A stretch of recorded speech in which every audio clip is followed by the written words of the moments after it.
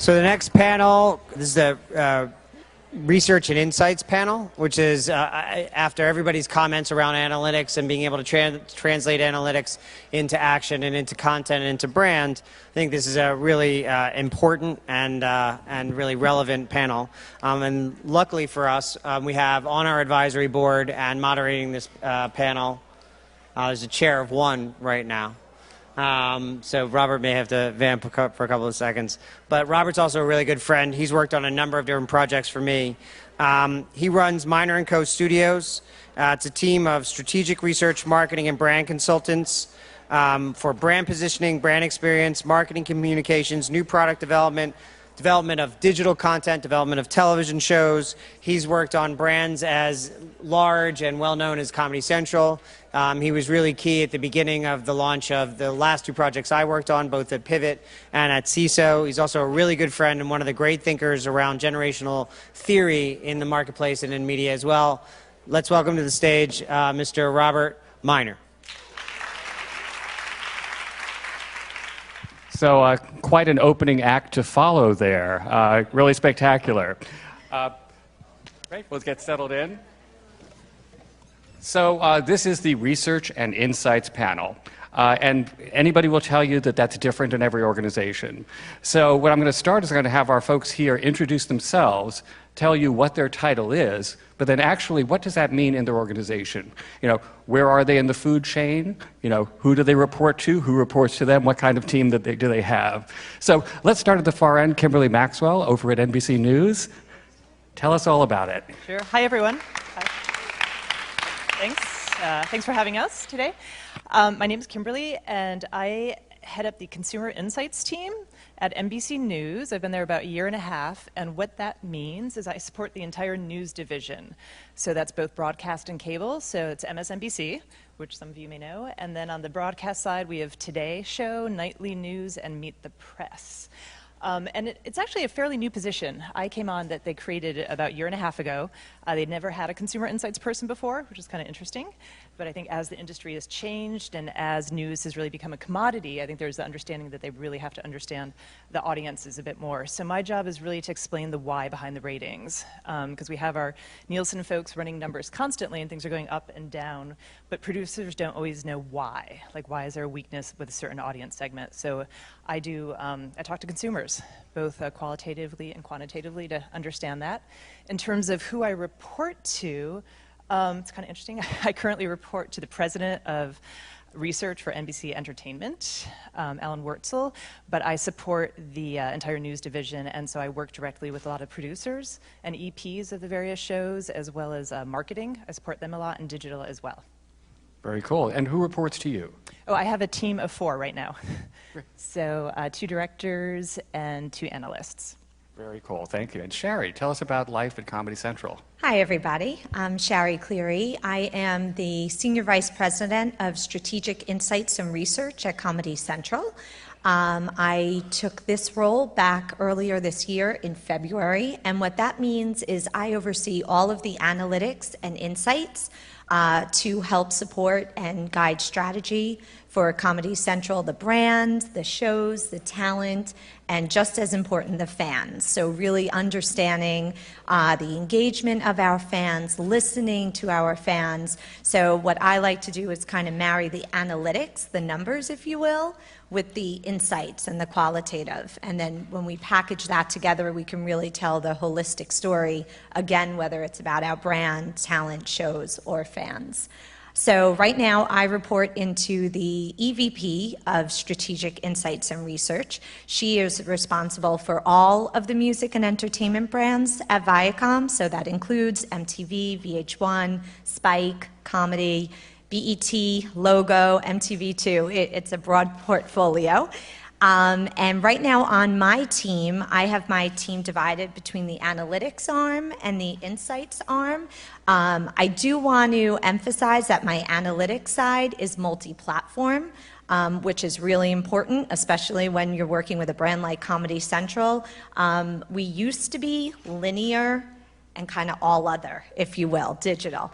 And I felt it was really important to bring those teams together. So it truly is a multi-platform analytics side and the insight side, which work very closely together. And right now we're a team of 12.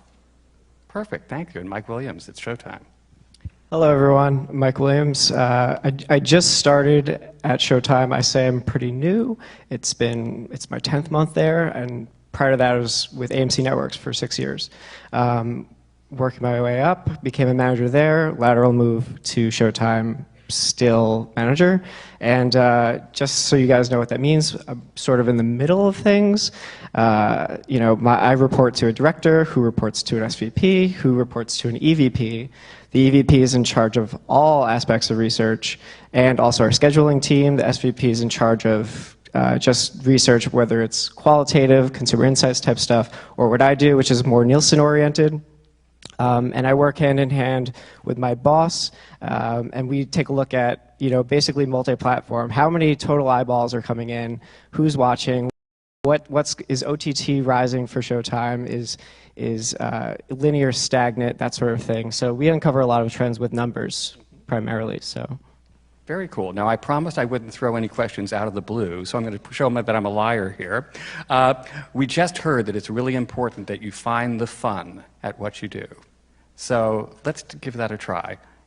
Shari, jump in. No, Shari, you're right. Hand went up first. Shari, where's the fun at what you do? I will say I was just talking to a recent college grad who just kind of called me for an informational, and I said, I really have to go. I missed last night's South Park, and I have to watch it. And at that point, it was over Blue Jeans, so I saw his eyes like light up, and he's like, oh my God, it was such a great episode.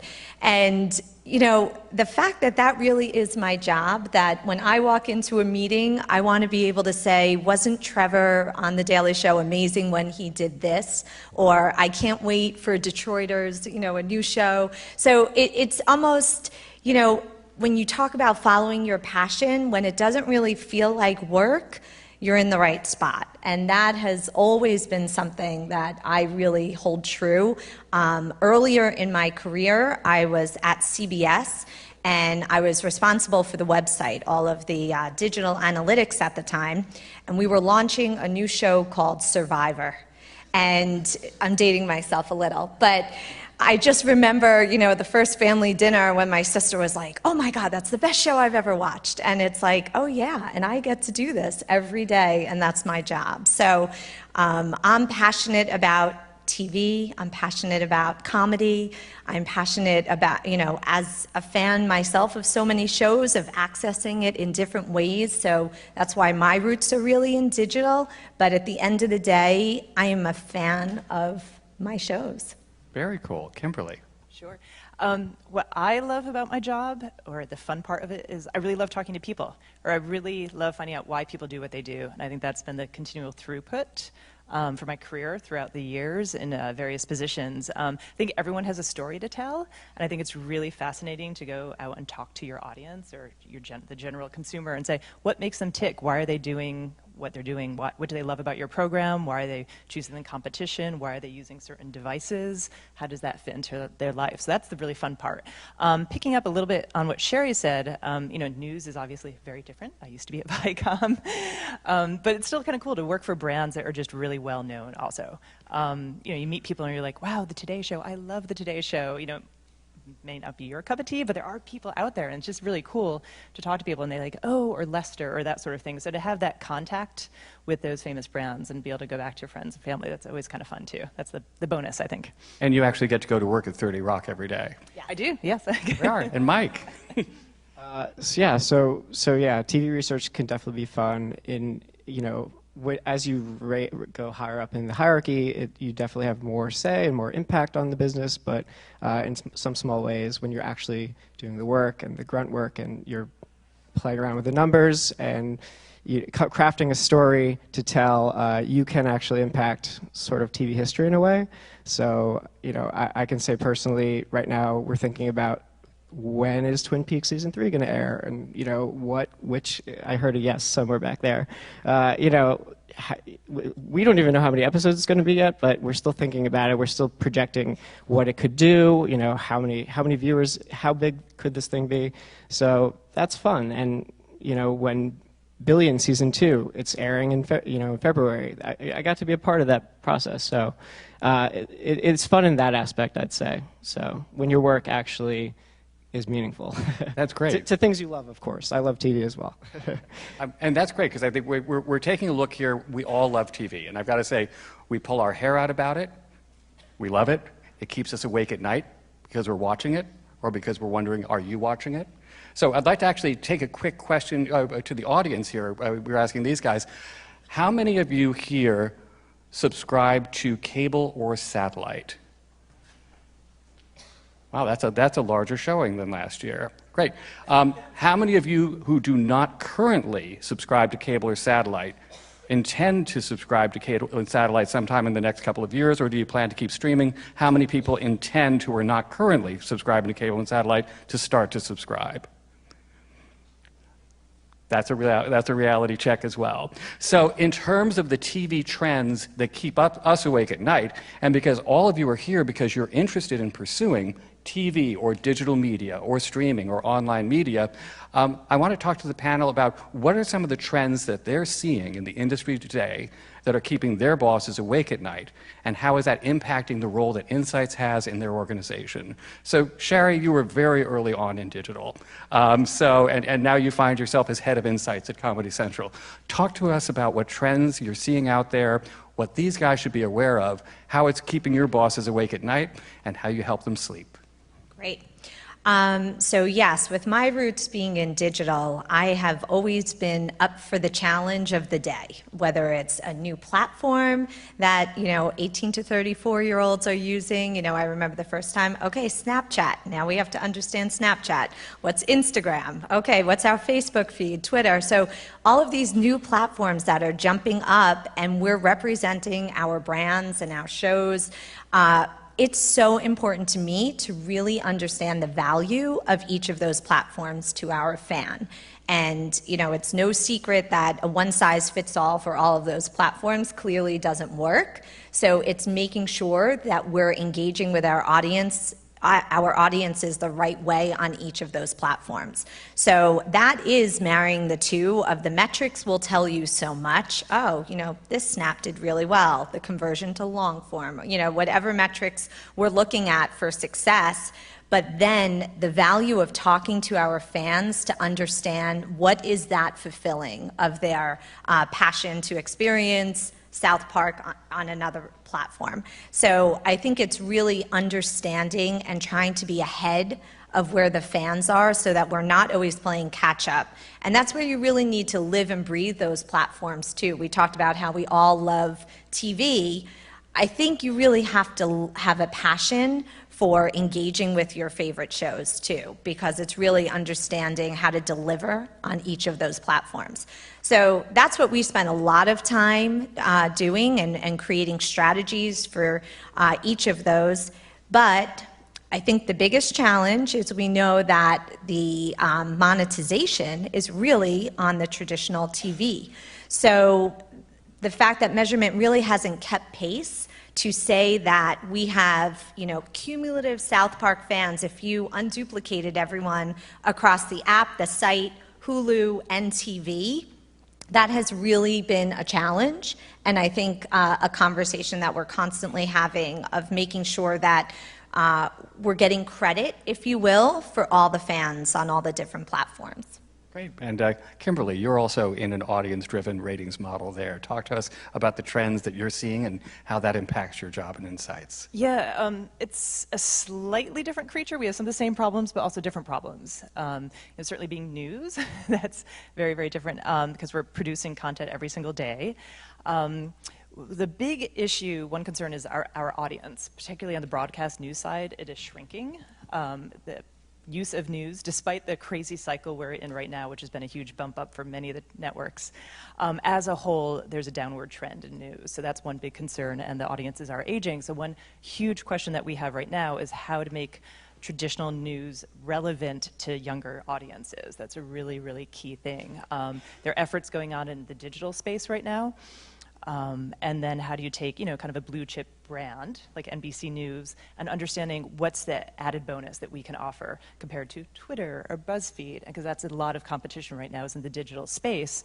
So really understanding what's the extra that we have to provide to our audience. So that's, I think, is the biggest issue right now. Great. And you're in a very different model. You're in a subscription model at Showtime. You were, at IFC and Sundance. You were on that audience-driven. But how's that changed the landscape, and what are the trends that are impacting you? So we briefly talked about this, Robert, the idea of peak TV. So, Sunday nights is really our prime time. That's the big day for our premieres, for Showtime. And currently, it's like Masters of Sex is on season 4 and Shameless season 7. And last Sunday, suddenly there's a new competitor, Epix.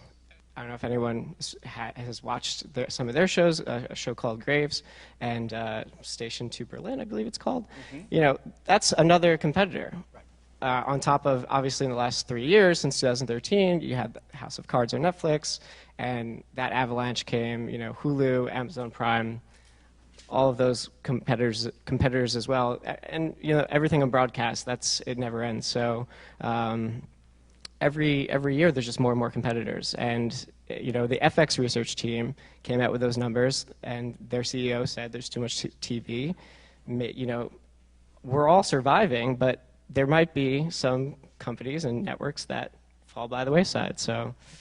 That is a big trend. And for those of you, we get a little inside baseball here. Peak TV is the idea that there is too much good TV.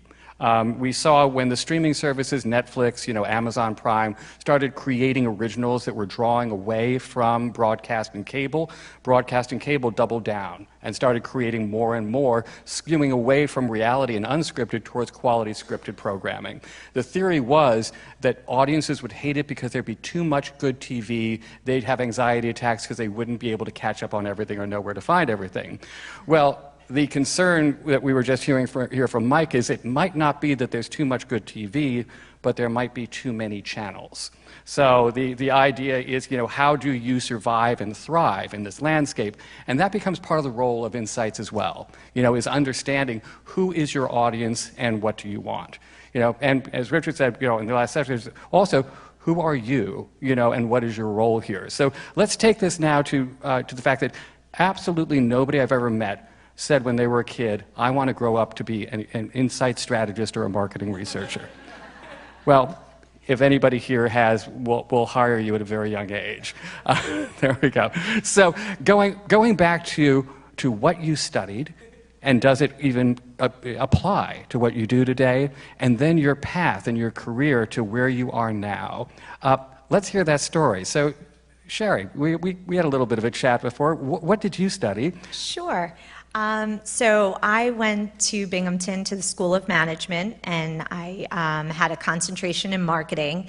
And I would say at an early age, I kind of knew what I was interested in, only that in high school, when everyone else was getting their part-time jobs, there was a focus group facility in my town, and I have always been fascinated with human behavior. So to be able to go there and recruit people to come in to talk about, when you get the newspaper, do you read from front to back or back to front? This is what we were discussing back in the 80s. It was just something that was always a really curious topic to me. So after doing that through high school, I knew I wanted to really get into marketing and understanding behavior. And when I came out, I got, well, actually, let me back up. Internships. Internships are key. That is definitely something I would encourage everyone to do because it lets you kind of test the waters. And sometimes you find out what you thought you wanted isn't exactly what you really wanted. I had a great experience. I had an internship at Nielsen while I was at Binghamton, and I knew this was my groove. Actually, it wasn't on the TV side. I was tracking consumer packaged goods. So I knew I really liked numbers. I really liked the behavior side. And when I graduated, I took a job in consumer packaged good research. And after a couple of years, something was kind of coming to light with the internet in the late 90s. And I had this opportunity to interview at a company that was going to track the internet, ComScore, back in the day, late 90s. So that was intriguing to me because even on the interview, they were saying, well, how would you, track this? Well, what's a metric that you would create? And I could tell this was going to be a very innovative role. And that's really where I thrive. I kind of want to think outside of the box. And for me, consumer packaged goods, they really knew what they were doing already. So I took a job there. I was the 50th employee at the company, and it eventually went public and now, tracks the internet. And so that's really where I knew digital was kind of my niche at the time. I was listening to the CEO before, and that was where I created my own role. Because digital analytics was so new, they were starting to launch offices across the world, and they needed someone to go train analysts in all these different countries. So while everyone kind of looked around and was like, how are we going to solve for this? I wrote up a job description. I mean, you marry travel, digital, and media, that is like my life at perfection. So I raised my hand, wrote up a job description, and said, this is what you need. You need someone who's going to train analysts. And I did that for a few years, which was great. And then I decided, okay, I'm ready to roll up my sleeves and really help one media company. And that's when I made the transition to CBS. I was a one-person department. So when you talk about, being in the weeds, at that time, they didn't even know where to sit me. I actually sat in the middle of the newsroom because I was CBS News and CBS Entertainment. And you learn a lot when you're in a small department. So don't let that always scare you away, because it allows you to really explore areas that you might not have the opportunity if you're part of a larger team. So I built up the digital team. I think we were 3 people when I left.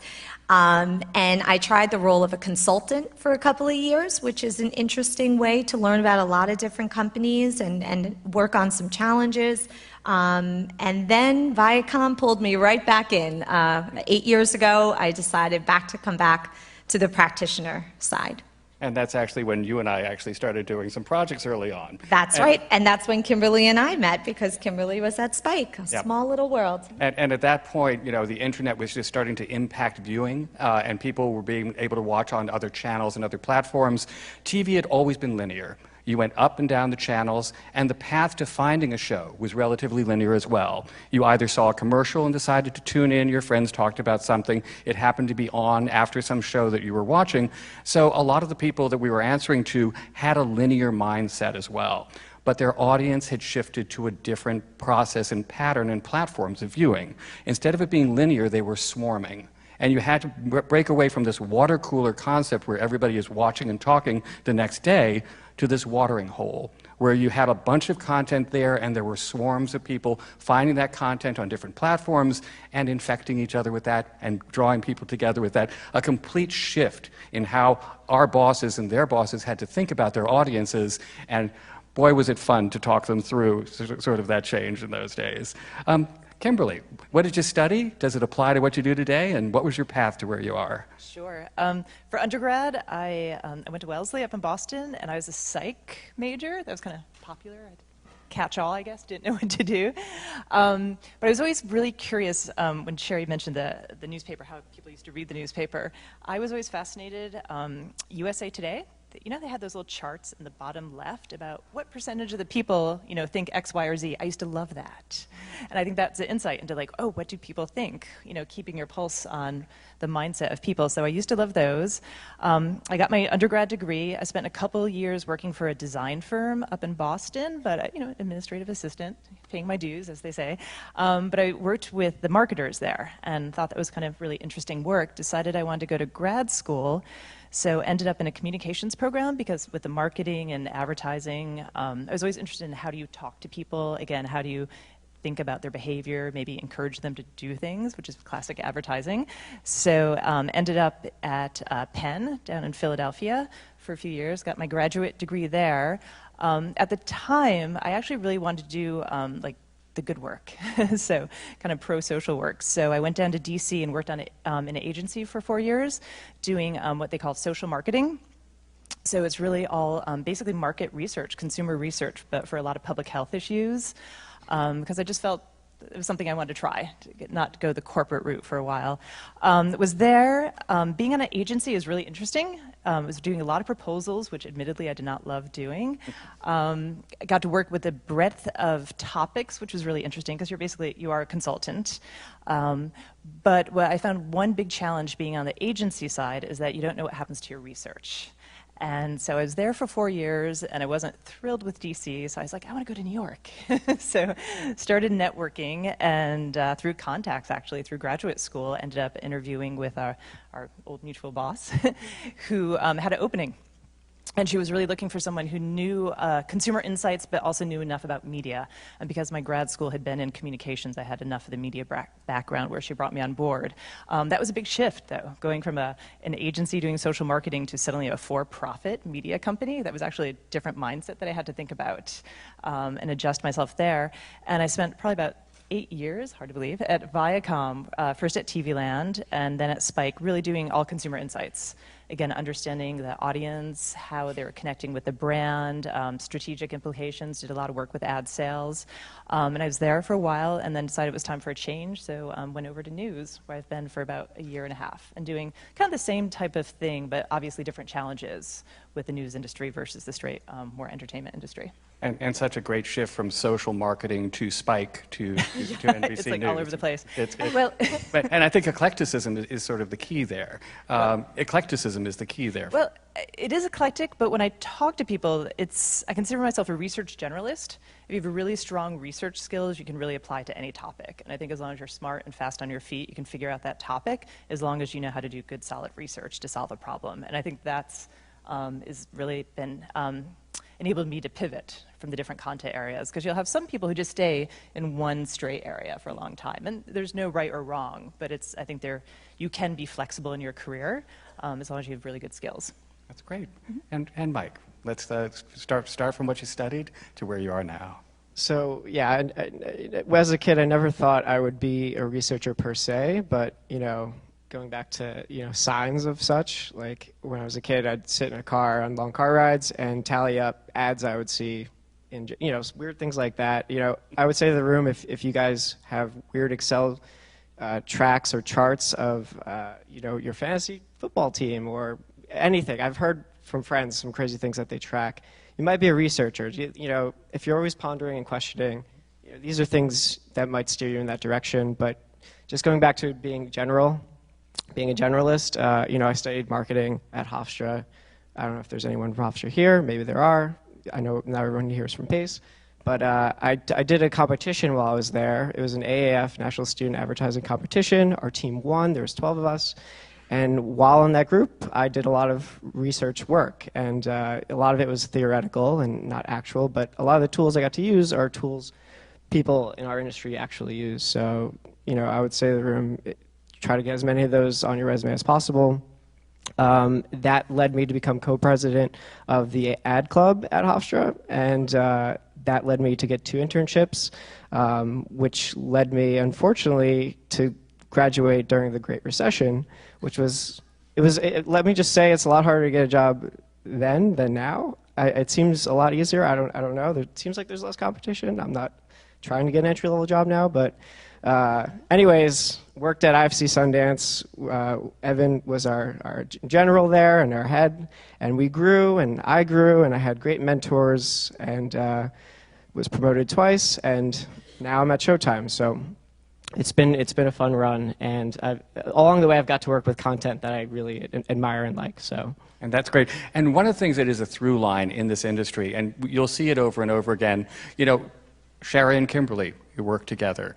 Mike worked with Evan. We worked, and there's this interconnectedness. It is a little bit of a hive, and we understand each other's skill sets, and we know what to talk to each other about. But coming in from the outside, it can just seem, sort of unreadable, almost like people are talking in code. And often they are. The number of acronyms that people will throw around, or bluffing about measurement, is something else that will go on as well. But as we've noted here, you guys are looking at pursuing, TV or media, et cetera, at a time of massive change. But as Kimberly said, being a good researcher is being a good researcher, and loving breaking a puzzle is loving breaking a puzzle, and looking for that insight is still looking for that insight. But there are some skills that are great to pursue, as you're looking into these things. And some of those skills can be very, traditional models that go into TV. Some of them can be pattern recognition, or other areas that where you're facile, or psychology, or sociology, or philosophy. So if you were taking a look at somebody who's coming in at an entry level and saying, here are some skills that would be intriguing for me to see that they have, what might some of those be, or what might you recommend that some of these guys consider as they look to courses or to self-study that would be great to pursue? Sure, I'll start. Okay, 10 minutes. Thank you. Got the warning. That's right. Talk for 10 minutes. Okay, straight. We know how to read a cue. The perfect job application. It's a wide range. When I hired an analyst a couple months ago, I was willing to talk to people with a communications or media background, certainly, because then they would know the industry lingo. Probably because of my own background, I'm also willing to talk to someone who has a psychology background, a sociology background. What's really more important to me is almost that the person be really curious and be open-minded to learning how things work. That's actually, their mindset is actually more important. I figure if the person is smart, I can work with them to learn what skills that they need and really specific to the category. In terms of specific classes, at least for research, if you've taken a basic stats class, that's helpful, because I want to make sure that people are okay with numbers and not scared by numbers. So that's really important. And that's pretty much it. So social sciences, basically, is what I'm looking for with number. And Shari, from your point of view? I would say definitely, because we are so analytics heavy, I am definitely looking for someone who has a solid background in statistics, or at least very detail-oriented in manipulating data, and it doesn't matter what kind of data. I don't really look for a specific tool, but I think you're right. The more tools that you have on the resume, even if you just, used it for one class, I think I look for someone who can pick up tools quickly. Because we log into maybe 12 different interfaces sometimes to answer what seems like a very simple question. So I need someone who can really get in there, know what they're looking for. But probably the most important thing I would say is the ability to tell a story with the data. I really need someone who at every level would feel comfortable saying, this is what we're seeing and why. And it's being able to kind of know the numbers, but be able to tell the story. At the end of the day, they don't want to hear, well, you're up 4% in this demo and down 6% in this time slot. Okay, what does that mean? And telling that story is certainly a skill that you may not have on day one, but anything you can do to kind of build that is really important. Great. And Mike? So I was just part of a hiring process for the first time. Not too long ago, we hired a research analyst and an intern that was around is still around, and not just summer, but for the full year. So that's cool. And things we were looking for were, will this person be in the research business, in the media business 10 years from now? And sometimes the resume can already say that. Sometimes they haven't had their big break yet. So it helps so the research analyst, she had a double major. It helped a little bit that she took a class on David Lynch. That was pretty interesting for Showtime. So she's sort of the David Lynch resident expert. But she had an internship prior summer at ABC Family. She had a lot of the same skills that I had. So I knew training her in things would be a piece of cake. And, get along ability at the end of the day. I mean, not everyone is suitable for every team. Eventually, I'm sure everyone in this room, if you're pursuing a career, you'll find someone who you really click with, and hopefully the rest is history. And that gets to what I spoke to about the variety of aspects and attributes that are here in insights, that are here in research. 3 folks here, same titles, same department, if you look at it from the outside. Very different things that they're looking for. Now it's also funny, I am constantly cycling through colleagues who are looking for jobs because this is a migratory industry, friends who are just starting out looking at this industry, friends' kids who are just starting out in this industry. And because each of these companies and brands are so different and so dynamic, it's funny, the most consistent question I get and the panicked question that I get is, what should I wear?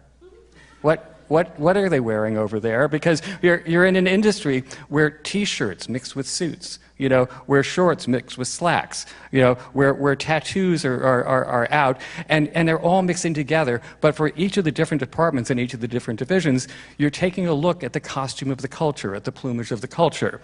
So, and so I will ask you when I get the email all the time when somebody says, "Oh, I'm going in to meet with so-and-so," and you know them, what should they wear? So, Kimberly, let's start with you. I would say not jeans. Maybe that sounds weird. And what are you wearing? I am wearing jeans. just holding that up. Great. This is it's a Friday. Yes. So, I will say, if I'm having a meeting with executives, I don't wear jeans. At least at NBC News. Viacom was radically different. And that's it. And that's again. This is at NBC at 30 Rock at the Legacy. Yes. Go ahead. But for an interview, don't dress up in a button-down suit, though. I think people should actually be relaxed and look natural, whatever's comfortable. And if jeans are what you're comfortable in, that's fine, but then just dress it up with a blazer. Great. And Shari, you looked ready to grab the mic when I asked that. Yeah, because I think I'm a little old school with that. If you show up in jeans, already I'm thinking, you don't have the job yet. And I agree, once you have the job on a Friday, wear jeans. That's very common, and even within Viacom, each brand has a different personality, and we have two buildings, one downtown at 345 Hudson, kind of has a little slightly different culture than when I'm at 1515, and I might be in the elevator with, some big hitters. So I think you have to do as much research you can in advance. Think about, if you're going on an interview in the banking industry, you're wearing a suit. But I think for a media company, you still want to put your best foot forward. It doesn't have to be, the black suit, but a dress, look like this means something to you, because that first impression just means so much. And I'll add to that also, research that company as much as possible. It should be on the tip of your tongue what Showtime's, shows are on air now, what was the old favorite, that goes so far with me. I had one person, I didn't mean to, but I threw him for a loop when I said, outside of Comedy Central, what's your favorite show? And he was so focused on trying to tell me my whole lineup, but I love shows on other networks. I want you to be a part of this industry. Yeah, and I think that Shari's tipped on, that we'll get to you in the costumes at Showtime as well, but there is the essential narcissism of the industry, and you need to respect that when you're going in. People care about what they're doing, but they also want to know that you care about TV in general. So just a quick question here. How many people here have heard of something called synopsis? Great, perfect, because that's usually the cue we need to give. That is sort of the cheat sheet. That is the cliff notes for the industry. It lets you know what people are talking about. It lets you know who's moving. It also lets you know what jobs are coming up, so that never hurts as well. CYNOPSIS. Do I get a prize? Good. And Mike, now tell us about the culture at Showtime and how it's different from where you were before. Yeah, at the end of the day, you want to dress to impress, but you also want to be yourself.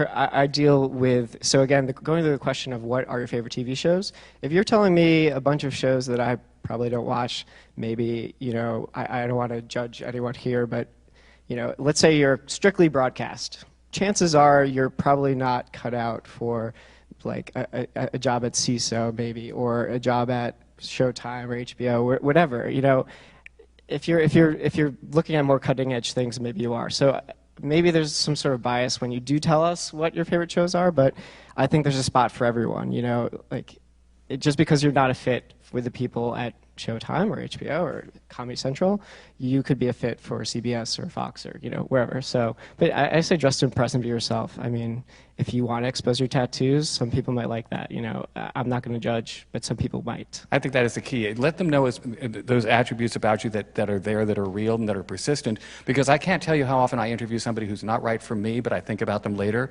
And when somebody says, I have an opening, I go, you know what? You know, I think that so-and-so is somebody that you should go and see. And there are informational interviews that are just for information, and there are informational interviews just to get you known and out there. So take those opportunities where you can. Now, I'm a huge believer in reward signals, and Shari has brought some reward signals here. We're moving to the Q&A section here. We have some Comedy Central swag. So we're going to open up now. Make Comedy Central great again. So we're going to open up the floor.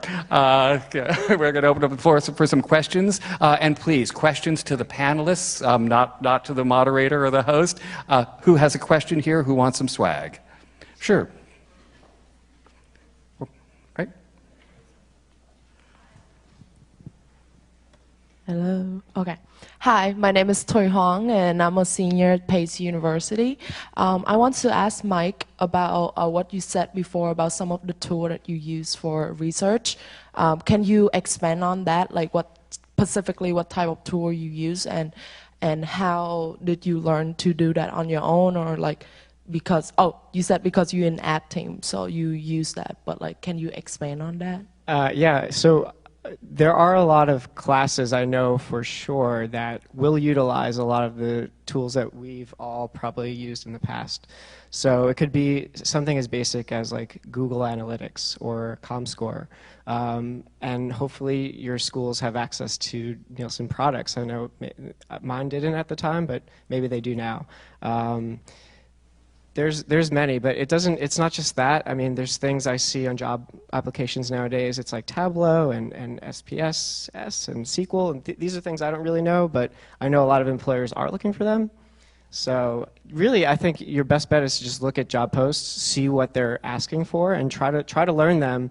I mean, you're a senior, so you have time. You have plenty of time to get a few of these things under your belt if you wish to pursue a career in media research. So. Great. And we're going to do a fire brigade to get the shirt over to you. Great. All right. And who else has a question? Okay. Hi. This question is... Oh. Someone else? Yes. Come on in. Yes. Good. Okay. Hi. This question is for Kimberly Maxwell with NBC News. And I'm wondering, as the election season and all that chaos winds down, you know, post-election, what will some of the challenges be for your team specifically and NBC News in general? I know that you have to kind of look at the environment of the news when you're making news programs. Sure. I think that is the biggest question keeping our producers and executives up right now. What happens on November 9th, or I say like January 22nd? It's going to be a big issue, obviously. The broadcast news certainly had a small bump this election cycle, not as much as they had in the past, because I think there's a lot of election fatigue. I mean, undeniable. So I think broadcast will probably be okay. The bigger question is what's going to happen to MSNBC. I think all the cable news channels right now, they have had, they've gone gangbusters the past year, and typically, historically, they've had big drop-offs after the election ended, particularly with MSNBC. So that's one question right now. What the channel has been doing for the past year is really changing a lot of the programming for MSNBC. Dayside has become really straight news during the day from 9 to 5 with the POV programming with Rachel Maddow and Chris Matthews. That's continuing in the evening, but they've started to make adjustments in programming, hoping that that'll help sustain after the election when we lose our audiences. And they're also developing new long form right now to come up with ideas there and just foster new talent and have new ways of telling the news and going into deeper analysis. Great, thank you. And let's we'll get some swag all going back there. Since that was about the election, we'll go with the Daily Show. Okay, if we can get that passed back there, great. And any questions for Shari? Questions for Shari at Comedy Central? Yes. Yep. I can just speak. Sure. Yeah.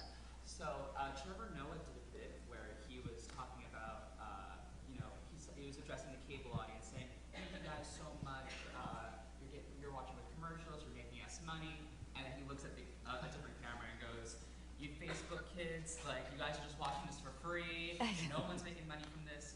So what I'm kind of asking is, how can we start developing social media and online content and making a profit from it? Like, is there a different way to go about it? That's a great question. And, you know, let me say that the decision to put Trevor in that spot, being a millennial and being very much on Facebook and everything else, it's a reality that our content is going to be in different places, like I said earlier, that we're not going to be able to monetize in the traditional way. And I think that's the difference. It doesn't always have to be an ad attached to it. And I think we're working on a lot of different strategies that can still be beneficial to either an advertiser that wants to partner, or hopefully, you know, the way I see social media is really the echo, and we're finding our influencers who, if you're really engaging with that content, you're going to want some type of long form experience. So it still could drive back to the app. It can still drive back to live episodes on election night for The Daily Show. You know, everyone is seeing Trevor's had some amazing hits on Facebook lately, and that's exciting to me because this is him getting in front of audiences that he's still growing. And so the idea that they may tune in to election night, there is a value there. And I think it's still being defined, all the different ways that we can monetize social. And that's a big question for the industry, without question. And then we have one last piece of swag. Here you go.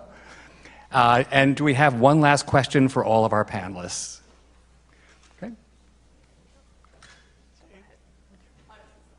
So being like undergrad, it's very stressful, and I was just wondering if there's any like one thing, and you guys probably get this one, but like the one thing you remember stressing over the most, and like if you could have told yourself being like now successful.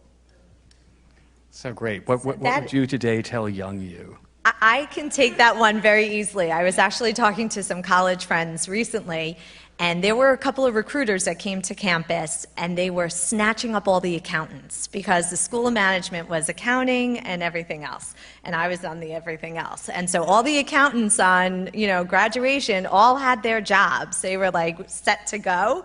And I was meeting up with a former accountant who, after a couple of years, he's like, I went for the job. You know, he knew that if he graduated with the accounting degree, he was going to get a job when we graduated. I was kind of like, I don't know where I'm going to land, but I just couldn't see myself as an accountant. So you have to think long term. And I'm glad I did, but I know my friend regrets it. Right, and old Mike to young Mike. I would just say, I mean, undergrad, yes, it's tough. If anyone's going to pursue grad school, or if they're in grad school now, that's also very tough. I'm sure an MBA is tough. I'm sure law school is tough.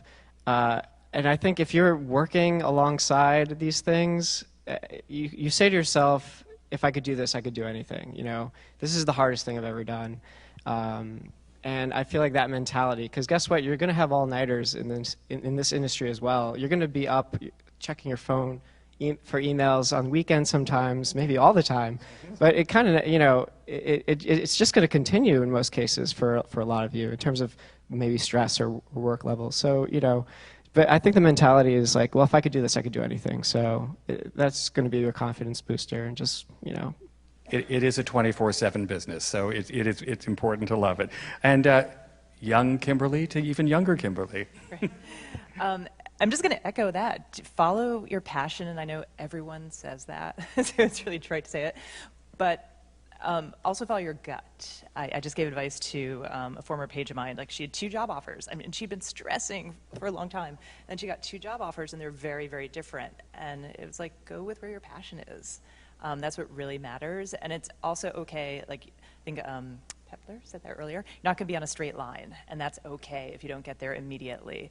Like, I zigged and zagged. I tried internships that I hated, actually. But that was really helpful, because I was like, whoop, check that off. Don't have to worry about that anymore. So just be willing to try things and follow your gut. Yeah, and understand that sometimes you stress because you care. So I want to thank our panelists. The panel today is Research Insights. It's cooler than you think. And we have all different kinds of cool. Thank you, guys. Thanks.